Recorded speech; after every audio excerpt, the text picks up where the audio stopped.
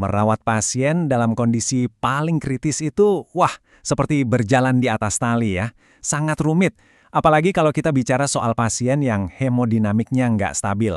Di sini, bahkan gerakan kecil yang sebenarnya penting buat perawatan malah bisa jadi sangat berisiko. Nah, dilema inilah yang akan kita bongkar bersama. Ini dia paradoks utamanya. Kita semua tahu kan, mengubah posisi pasien itu krusial banget buat mencegah luka tekan. Tapi pertanyaannya, gimana kalau tindakan yang niatnya menyelamatkan ini justru malah bisa membahayakan pasien yang kondisinya sudah di ujung tanduk? Aneh kan?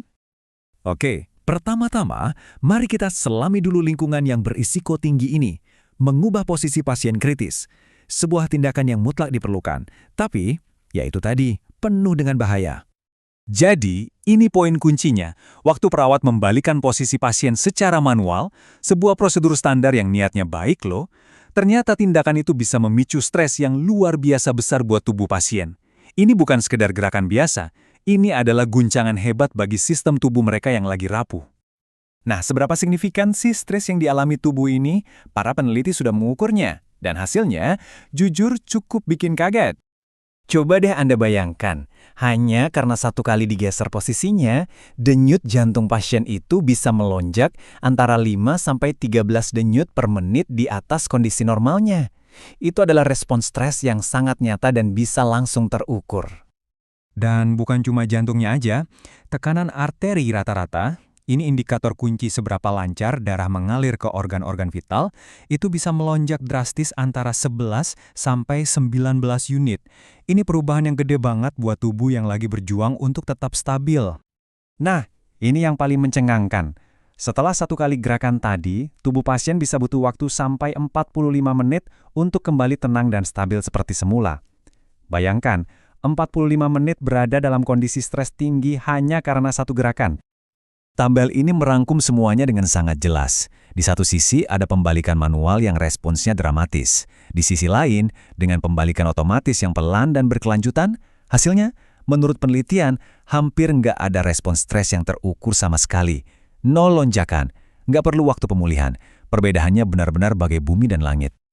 Oke, ini membawa kita ke sebuah solusi. Kalau guncangan yang tiba-tiba itu jadi masalahnya, gimana kalau kita coba melatih tubuh pasien untuk beradaptasi dengan gerakan? Yuk kita lihat pendekatan yang lebih lembut dan otomatis ini. Jawabannya adalah Continuous Lateral Rotation Therapy atau disingkat CLRT. Anggap saja ini strategi micro-turning yang super lambat dan terus-menerus.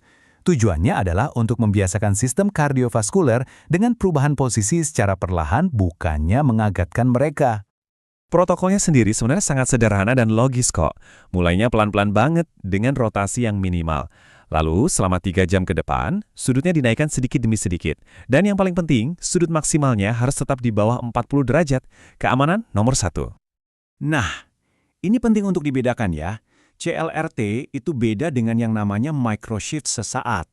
CLRT itu gerakannya berkelanjutan, jadi pembuluh darah kapiler punya waktu untuk terisi kembali. Sebaliknya, kalau cuma pergeseran kecil sesaat, mungkin 5 atau 10 derajat, itu nggak cukup. Aliran darahnya nggak punya waktu untuk pulih sepenuhnya. Tapi, teknologi secanggih apapun nggak akan cukup. Bahkan dengan tempat tidur otomatis yang canggih, sentuhan tangan dan intervensi langsung dari perawat tetap jadi kunci utamanya. Poin ini nggak bisa ditawar-tawar. CLRT itu alat bantu, bukan pengganti. Pengamatan, penilaian, dan sentuhan langsung dari perawat yang terampil itu tetap jadi jantung dari perawatan pasien kritis. Dan ini dia intervensi manual yang wajib dilakukan bareng CLRT. Setiap jam, perawat harus melakukan pergeseran-pergeseran kecil pada kepala dan anggota gerak. Kuncinya ada di teknik kemiringan lateral 30 derajat. Kenapa 30 derajat? Karena posisi ini dengan cerdas memindahkan tekanan dari area tulang sakrum yang rentan ke bagian bokong yang lebih berdaging. Jauh lebih aman dibanding miring 90 derajat yang malah menekan tulang panggul. Bantal-bantal juga dipakai untuk menopang tubuh dan memastikan tumitnya benar-benar mengambang, bebas dari tekanan. Jadi apa sih tujuan akhir dari semua protokol khusus ini? Sebenarnya, tujuannya adalah untuk membawa pasien kembali ke rutinitas perawatan standar dengan aman. Perlu diingat, CLRT itu bukan solusi permanen. Ini adalah sebuah jembatan. Intervensi sementara yang dirancang untuk membantu tubuh pasien stabil kembali sampai akhirnya mereka cukup kuat untuk mentolerir jadwal pembalikan manual yang normal. Proses transisi ini dilakukan dengan super hati-hati. Setiap 4 jam, tim akan mencoba melakukan pembalikan manual standar. Lalu, masuk ke momen paling krusial, periode observasi penuh selama 10 menit. Disinilah tim akan memantau setiap tanda vital untuk melihat bagaimana tubuh pasien merespons. Nah, dari pengamatan inilah keputusan penting dibuat. Apakah pasien sudah cukup kuat atau mereka masih butuh jembatan CLRT? Pada akhirnya, seluruh protokol ini bisa kita rangkum dengan metafora yang sangat pas. Merawat pasien yang sangat rapuh ini ibaratnya seperti menyeimbangkan perahu di tengah badai. Kita harus terus menggeser beban untuk mencegah kerusakan, tapi setiap gerakannya harus dilakukan dengan sangat lambat, bertahap dan hati-hati agar perahunya tidak terbalik. Inilah seni keseimbangan antara intervensi dan stabilitas.